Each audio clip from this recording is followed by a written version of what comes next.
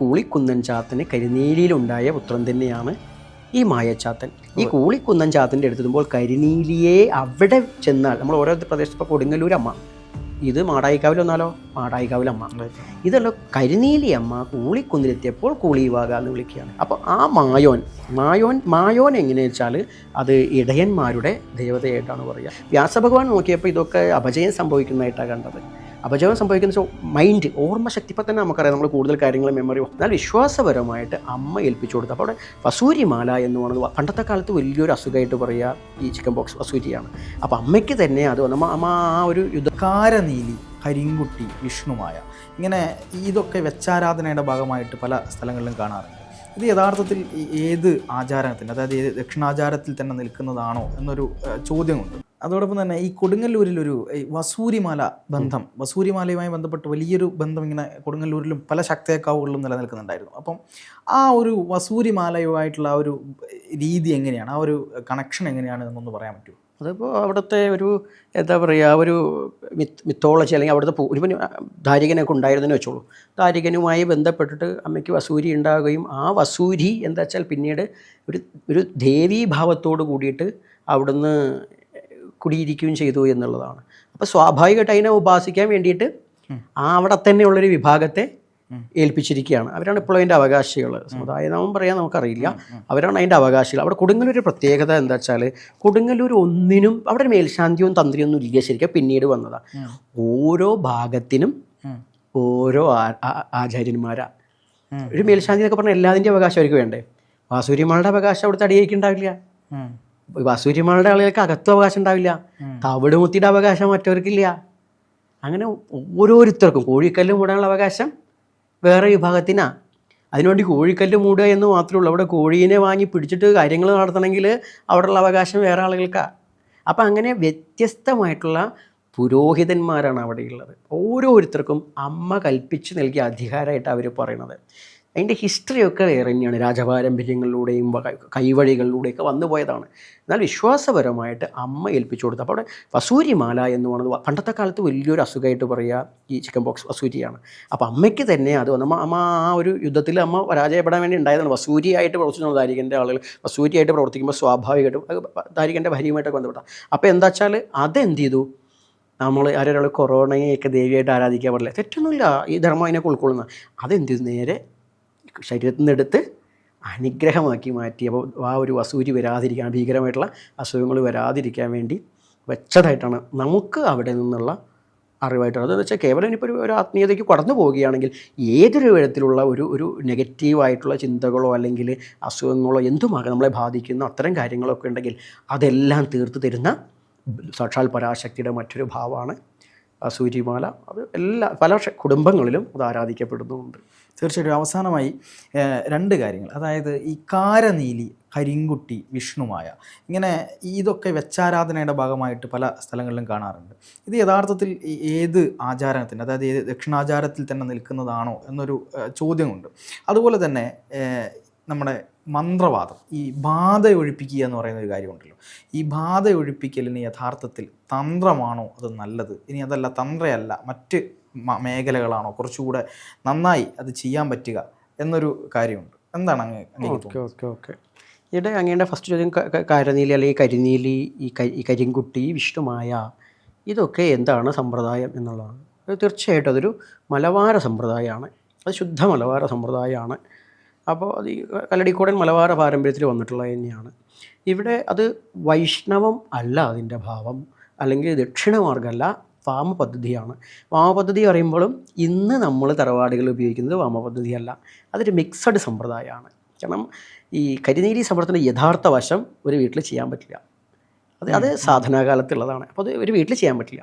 അപ്പം വീട്ടിൽ ചെയ്യാൻ പറ്റുന്ന രീതിയിലേക്ക് പൂർവികരായിരിക്കുന്ന മുത്തപ്പന്മാർ, മുത്തച്ഛൻ എന്നല്ല മുത്തപ്പൻ എന്നാണ് പറഞ്ഞത്, മുത്തപ്പന്മാർ ഗുരുക്കന്മാരനെ, പൂർവിക മുത്തച്ഛന്മാരനെ. അപ്പോൾ ഇവർ മുത്തിമാരും മുത്തപ്പന്മാരും ഒക്കെ പാടെ അത് ആ ശൈലിയിലേക്ക് മാറ്റിവെച്ചതാണ്.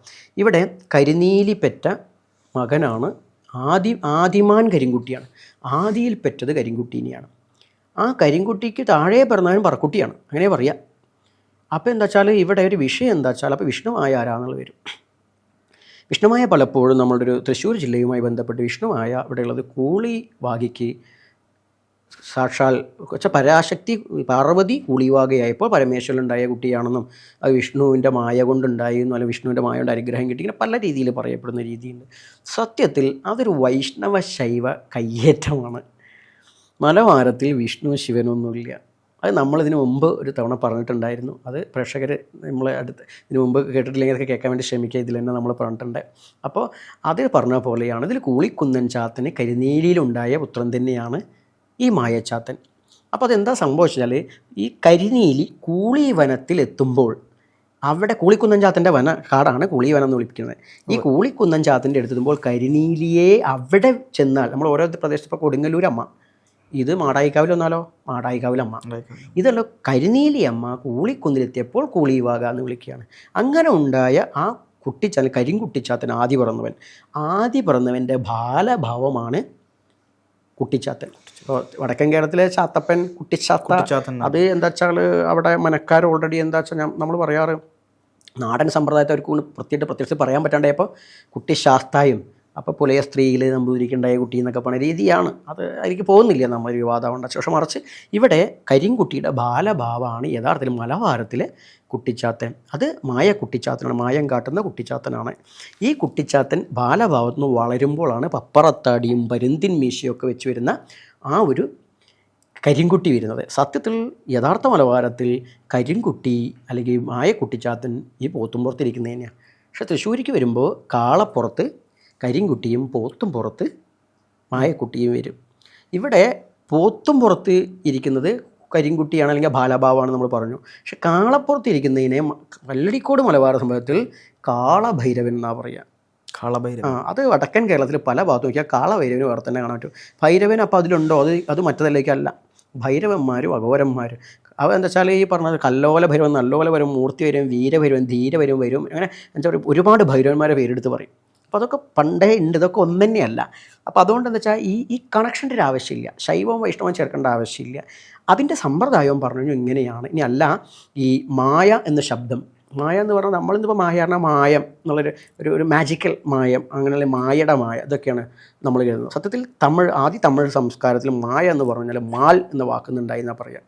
മാൽ എന്താ വെച്ചാൽ അത് കറുപ്പ് എന്നൊരർത്ഥമുണ്ട്. അപ്പോൾ മായ എന്ന് പറഞ്ഞാൽ തന്നെ കറുപ്പ്. മായോൻ, തിണ സമ്പ്രദായത്തിൽ മായോനെ കാണാൻ പറ്റും. ചേയോൻ, മായോൻ ഒക്കെ യോൻ എന്നാണ് വരുന്നത്. ചേയോൻ, മായോൻ ഇല്ലേ. അപ്പോൾ ആ മായോൻ എങ്ങനെയാ വെച്ചാൽ അത് ഇടയന്മാരുടെ ദേവതയായിട്ടാണ് പറയുക. അതെന്താണ്? കറുത്തവനാണ്. ഈ കറുത്തവൻ മായോൻ. ആ മായോനെ പിന്നെ നമുക്ക് കൃഷ്ണനായിട്ട് കാണാൻ പറ്റും, നീലവർത്തി അല്ലേ. അപ്പോൾ അതൊക്കെ ഏകദേശം ഈ കുട്ടിച്ചാത്തനോട് ഇതൊക്കെ കാലാനുസരണമായിട്ട് മാറി വന്ന ആദിയിൽ മനുഷ്യൻ ഉപാസിച്ച ദേവതകളെ പിന്നീട് മറ്റ് പല പേരിൽ ഉപാസിച്ച് ഗുരുവായൂരപ്പനൊക്കെ ആയിട്ട് ഇരിക്കുകയാണ്. അത് തെറ്റാന്നല്ല പോണത്. ഇങ്ങനെ മാറ്റത്തിന് വിധേയമാണ് ലോകത്ത് ദൈവസങ്കല്പങ്ങൾ. ദൈവത്തെക്കുറിച്ച് പഠിക്കുമ്പോൾ കേവല സാധന പഠിച്ചാൽ പോരാ, ഒരു ഹിസ്റ്ററി ഉണ്ട്. ദൈവത്തെ മനുഷ്യന് അങ്ങനെ നമ്മളിരുന്ന പേരോളാ. ദൈവം നേരിട്ടാണ് ഹലോ മിസ്റ്റർ ഞാൻ രാമചന്ദ്രനാണെന്ന് പറയില്ല. നമ്മൾ പേരും ആരാധനയും മനുഷ്യൻ അവൻ്റെ പരിപൂർണതയ്ക്ക് വേണ്ടി ഗുരുക്കന്മാരിലൂടെ നിർദ്ദേശിക്കപ്പെട്ടതാണ്. അപ്പോൾ അവിടെയാണ് ഈ ദൈവത്തിൻ്റെ ഹിസ്റ്ററി. ലോകത്ത് ഇസ്ലാമിക മതമാവട്ടെ ഏത് മതമാവട്ടെ ഈ ഹിസ്റ്ററി പഠിക്കാത്തതിൻ്റെ കുഴപ്പമാണ്.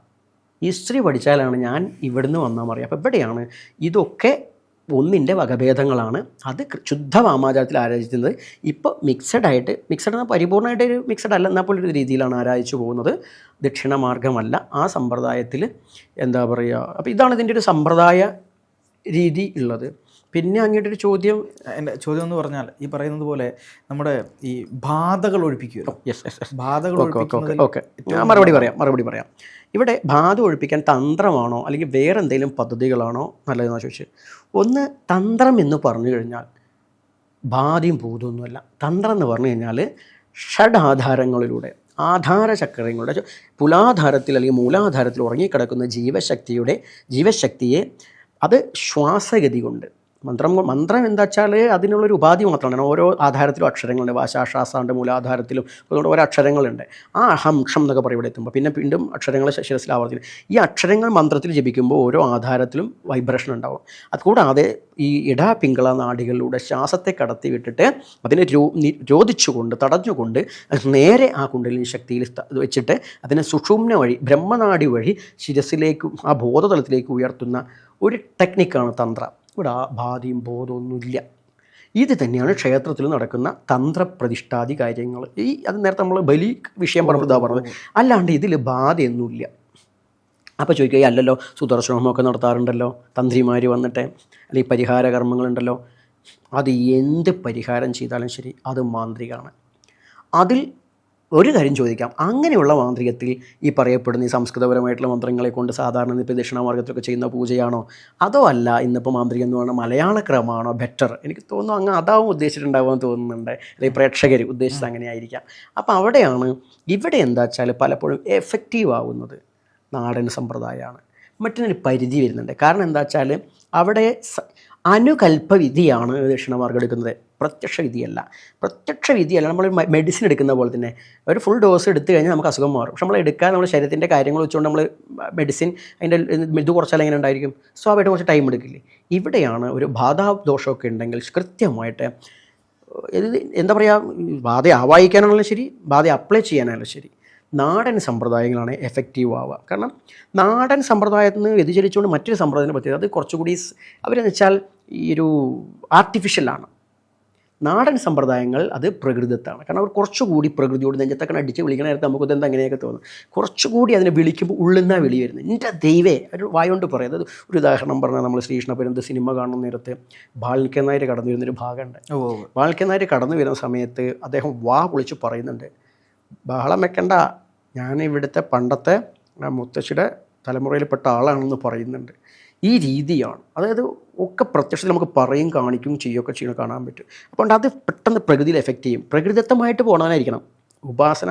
നേരത്തെ പറഞ്ഞ വസ്ത്രം ഇല്ലാണ്ട് ഉപാസിക്കുന്നതിന് കാരണം പ്രകൃതിയോട് ഇണങ്ങാന്ന് പറഞ്ഞ പോലെ ഇവിടെ ഇതിൻ്റെ വിഷയം എന്താ വെച്ചാൽ പ്രകൃതിയോട് ഇണങ്ങി പോകുമ്പോൾ അതിൻ്റെ എഫക്റ്റ് നാടൻ സംബന്ധിച്ച് ചാത്തൻ നീലി എന്നൊക്കെ തുടങ്ങുന്ന, അല്ലെങ്കിൽ നാടൻ മലയാള ശൈലിയുള്ള കാളിയാവാം, ഭുവനേശ്വരി സമ്പ്രദായമൊക്കെ പിൻപറ്റുന്ന ആരോ അവരൊക്കെ താന്ത്രികന്മാർ തന്നെയാണ്, ചെയ്യുന്ന വിഷയമാണ് മാന്ത്രികം. അപ്പോൾ അത്തരം താന്ത്രികരെ കൊണ്ട് മാന്ത്രിക കർമ്മം. ഒരു താന്ത്രികൻ ആണ് മാന്ത്രികം ചെയ്യാൻ അധികാരി. കാരണം മന്ത്രവാദിയായിട്ട് ഒരാളൊന്നുമില്ല. മന്ത്രവാദി പറഞ്ഞാൽ മന്ത്രം ഉപയോഗിക്കുന്നവരൊക്കെ മന്ത്രവാദിയാണ്. മന്ത്രം ഉപയോഗിക്കുന്നവരൊക്കെ മന്ത്രവാദികൾ. അത് ഏത് മതമോ ഏത് വിഭാഗം എന്നില്ല, അതിൽ സമ്പ്രദായ വ്യത്യാസമാണ് പറഞ്ഞത്. അപ്പോൾ വേദങ്ങൾ ചൊല്ലുന്നവനും മന്ത്രവാദിയാണ്. ഋഗ്വേദമന്ത്രം എന്നാ പറയുക, യജുർവേദ മന്ത്രം എന്നാ പറയുക, മന്ത്രവാദിയാണ്.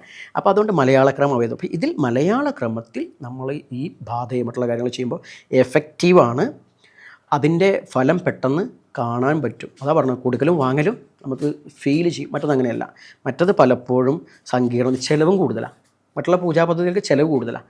ഇത് പൂജാപദ്ധതിയൊക്കെ ആണെങ്കിലും ചിലവിന് പൂജ മാത്രമല്ല കേട്ടോ, അതിന് മന്ത്രം. ഇപ്പോൾ പണ്ട് നമ്മൾ കുട്ടികൾക്ക് പനിയായി കഴിഞ്ഞാൽ നമ്മൾ ജലദോഷമൊക്കെ വന്നു കഴിഞ്ഞാൽ പറയും ഈ എന്താ പറയുക, കുരുമുളകിൻ്റെ ഇല തൂക്കിയിടണം എന്ന് പറയും, അല്ലെങ്കിൽ ചില ഉപ്പുമുളക് കുഴിഞ്ഞിടും. ഇതൊക്കെ നാടൻ പരിപാടി. അല്ലെങ്കിൽ ചിരട് ഊതിക്കെട്ടും, ഇതൊക്കെ നാടൻ സമ്പ്രദായങ്ങളാണ്. തലയിൽ ഊതുന്നവരുണ്ട്. കുട്ടികൾ വന്നു കഴിഞ്ഞാൽ അവരൊരു മന്ത്രം ഉണ്ട്, ആ മന്ത്രം ചൊല്ലിട്ട് ഫു ഫു എന്ന് കേൾക്കാൻ പറ്റും. ഇതൊക്കെ നാടൻ്റെ. അതിൻ്റെയൊക്കെ ഫലവും കിട്ടിയിരുന്നു. നാവൂറ് പാടുക, പുള്ളുവന്മാർ നാവൂറ് പാടുക, അത്തരം കാര്യങ്ങളൊക്കെ. അല്ലെങ്കിൽ എന്തെങ്കിലും ദോഷം വന്ന് സിമ്പിളായിട്ട് ഈ എന്താ പറയുക, നമ്മൾ ചോറെടുത്തിട്ട് അത് കറുപ്പ് ചുവപ്പ് വെള്ള ചോറുണ്ടകൾ ഉണ്ടാക്കിയിട്ട് അതിലൊരു ചുവന്ന പൂട്ട് തിരിയും കത്തിച്ച് ഇങ്ങനെ ഒഴിഞ്ഞെടുത്തിട്ട് മൂന്നും കൂടി ഓർത്ത് കൊണ്ടുപോയിടുക. അല്ലെങ്കിൽ പട്ടിൽ ഈ സാധനങ്ങൾ വെച്ച്, അല്ലെങ്കിൽ വേണ്ട തവിടും കള്ളും കുഴച്ചിട്ട് രൂപം ഉണ്ടാക്കിയിട്ട് അതിലേക്ക് ആവാഹിക്കുക. ഇങ്ങനെ സിമ്പിളായിട്ട് ചെയ്യാൻ പറ്റുന്ന ഒത്തിരി കാര്യം. ഒരു കർമ്മിയുടെ ആവശ്യമില്ല. സ്വന്തം കുലദൈവങ്ങളെ ഉപയോഗിച്ച് പോകണമെന്ന് മാത്രം. കുലദൈവങ്ങൾ ഉപയോഗിച്ച് പോകുന്നതിന് ഇതിൻ്റെ ടെക്നിക്സ് അറിയില്ലെങ്കിൽ അതൊക്കെ നമ്മളവരുടെ ആശ്രമത്തിൽ വരുന്നവർക്ക് പറഞ്ഞു കൊടുക്കാറുണ്ട് ടെക്നിക്സ്. കാരണം വലിയ സാമ്പത്തികം ചിലവാക്കേണ്ട നിങ്ങൾ വീട്ടിൽ. പക്ഷേ അവർ കുലദൈവ ഉപാസന വേണം. സ്വന്തം കുലദൈവത്തെ വിളിച്ച് വെക്കുന്നവരായിരിക്കണം. അങ്ങനെ ചെയ്യുന്നവർക്ക് അതിന് വേണ്ടിയിട്ടുള്ള ഉപദേശങ്ങൾ കൊടുത്തപ്പോൾ അത്രയും സിമ്പിളായിട്ട് ചെയ്യാൻ പറ്റും. ഇനി വലിയ ദോഷങ്ങളാണെങ്കിൽ മറ്റൊരു കർമ്മം ഇരുന്ന് ചെയ്യുകയാണെങ്കിലും ഫലം അത് പെട്ടെന്ന് ലഭിക്കുന്നതുകൊണ്ട് ചോദ്യത്തിൻ്റെ ഉത്തരത്തിലേ ഉള്ളൂ, നാടൻ സമ്പ്രദായം തന്നെയാണ്. കാരണം നാടൻ എന്ന് പറഞ്ഞാൽ ഇവിടെ ഈ രാജ്യത്തിൻ്റെ മറ്റു കോണിലുണ്ടെങ്കിൽ അവിടുത്തെ, ഇനി രാജ്യത്തിന് പുറത്താണെങ്കിലും അവിടുത്തെ തനത് നാടിൻ്റെ ശൈലി. അപ്പോൾ ഇത് മറ്റൊന്നും തനത് നാടിൻ്റെ ശൈലി വെച്ചല്ല, സങ്കീർണമായിട്ട് പിന്നെ കുറേ ആർട്ടിഫിഷ്യലായിട്ടും അനുകൽപ്പമായിട്ടും ചെയ്യുന്നത് കൊണ്ട് ഉണ്ടാകുന്ന അകൽച്ച മാത്രമാണ് അതിൻ്റെ ഒരു കുറ്റമല്ല. അത് പ്രകൃതിയിൽ നിന്ന് അകന്നു എന്നുള്ളതാണ് അതിന് കാരണം. തീർച്ചയായിട്ടും. ഒരു ചോദ്യം കൂടെ ബാക്കിയുണ്ടായിരുന്നു. അതായത് ഇത്രയും നമ്മൾ സംസാരിച്ചത് തന്ത്രത്തെക്കുറിച്ചാണ്. ഈ വേദങ്ങളിൽ, പല വേദങ്ങളിലും അഥർവം എന്ന് പറയുന്നത് ഒരു തൊട്ടുകൂടാത്തതാണ്, അല്ലെങ്കിൽ അഥർവത്തെ അങ്ങനെ എല്ലാവർക്കും ഉപദേശിക്കാൻ കഴിയില്ല എന്ന തരത്തിലായിരിക്കാം, എനിക്കറിയില്ല. പക്ഷേ എന്തിനാണ് അഥർവത്തെ മാത്രം അങ്ങ് മാറ്റി നിർത്തേണ്ട ഒരു കാര്യം? എന്താ അങ്ങ് ഈ ചോദ്യം ചോദിക്കുന്ന നേരത്ത് നമുക്ക് ഈ അഥർവം എന്ന് പറഞ്ഞിട്ട് മമ്മൂട്ടിയുടെ ഒരു സിനിമയുണ്ട്, അതാണ് ഓർമ്മ വന്നത്. അതിൽ ഈ തിലകൻ മാത്രം ചോദിക്കുന്നുണ്ട് 4 വേദങ്ങളും ഈശ്വരൻ ഉണ്ടായത്, പിന്നെ എന്തിനാണ് അഥർവത്തിനോട് ഇത്ര ഇത് ചോദിക്കുന്നുണ്ട് ഇത് പറഞ്ഞത്. സത്യത്തിൽ അങ്ങനത്തെ ഒരു പ്രശ്നം ഇവിടെ ഇല്ല, പിന്നീട് വന്നു പോയതാണ്. കാരണം വൈദികന്മാരിൽ എല്ലാ വൈദികന്മാരും ഒരുപോലെയല്ല. ഋഗ്വേദി, യജുർവേദി, സാമവേദി, അഥർവവേദി ഇത് പണ്ടേ ഉള്ളതാണ്. ഭഗവാൻ വേദവ്യാസൻ ജനിച്ചത് തന്നെ ആദ്യം നമ്മളുടെ ഭാഗവതാദി പുരാണങ്ങളൊക്കെ പറഞ്ഞത് വേദം ഒന്നായിരുന്നു. അത് ഒന്നായിരുന്നു എന്ന് പറഞ്ഞാൽ അത് ഔം അകാരം അകാരാദികളോട് കൂടിയിട്ടുള്ള ഒന്നായിരുന്നു. അതിനെ പിന്നീടാണ് പുരൂരവസിൻ്റെയും ഒക്കെ അതുകൊണ്ട് ഭാഗമായിട്ട് അത് ഈ ത്രയീവിദ്യ ഋഗ്യജു സാമാധർവാദികൾ അല്ലെ ഋഗ്യജു സാമ തുടങ്ങുന്ന സംഭവങ്ങൾ ഉണ്ടായി വരുന്നത്. അപ്പോൾ ഇതുണ്ടായി വന്ന യജ്ഞങ്ങൾക്ക് വേണ്ടി കാമ്യകർമ്മങ്ങൾക്ക് വേണ്ടിയിട്ടാണ്. അപ്പോൾ എല്ലാ വേദങ്ങളും കാമ്യകർമ്മങ്ങൾക്ക് ഉണ്ടായത്. ഇത് വ്യാസൻ എന്ത് ചെയ്തു, അതിനെ കൃത്യമായി പകുത്ത് വെച്ചത്. വ്യാസഭഗവാൻ നോക്കിയപ്പോൾ ഇതൊക്കെ അപജയം സംഭവിക്കുന്നതായിട്ടാണ് കണ്ടത്. അപജയം സംഭവിക്കുന്ന വെച്ചാൽ മൈൻഡ്, ഓർമ്മശക്തി. ഇപ്പം തന്നെ നമുക്കറിയാം, നമ്മൾ കൂടുതൽ കാര്യങ്ങൾ മെമ്മറി ഫോണിലാണ് വെക്കുന്നത്, സിസ്റ്റത്തിലാണ്. അപ്പോൾ അത് പറഞ്ഞാൽ മനുഷ്യൻ്റെ മൈൻഡ് വളരെ ഇതായി റെഡ്യൂസായിട്ട് വരുന്നത് ഭഗവാൻ ശ്രദ്ധിച്ചു. അപ്പോൾ അതിനെ നിലനിർത്താൻ വേണ്ടി ഭഗവാൻ അതിനെ ഒരു എന്താ പറയുക സിസ്റ്റമായിട്ട് ചിലതിനെ മാറ്റിവെച്ച് അത് തൻ്റെ 4 ശിഷ്യർക്ക് അവിടുത്തെ പൈലൻ, ജൈമിനി തുടങ്ങുന്ന വൈശംഭായൻ, അഥർവണൻ തുടങ്ങുന്ന 4 ശിഷ്യന്മാർക്കാണ് പറഞ്ഞു കൊടുക്കുന്നത്. അപ്പോൾ 4 ശിഷ്യന്മാർക്ക് പറഞ്ഞു കൊടുക്കുമ്പോൾ തന്നെ ഇതാരാണോ ഇതിൻ്റെ ഡയറക്ടർ അല്ലെങ്കിൽ റൈറ്റർ, അയാൾ 4നെ 4ആയി കണ്ടിട്ടില്ല. 4 ഒരുപോലെ എടുത്ത് 4ഉം ഓരോ ശിഷ്യന്മാർക്ക് കൊടുത്തത്. അപ്പോൾ ആദിയിലെ ത്രയീവിദ്യ എന്ന് വിളിക്കുന്നു എന്നേ ഉള്ളൂ. 4ാമത്തെയും ഉണ്ട്. ആ ത്രയിൽ 4ാമത്തെ ആവിർഭവിച്ചു.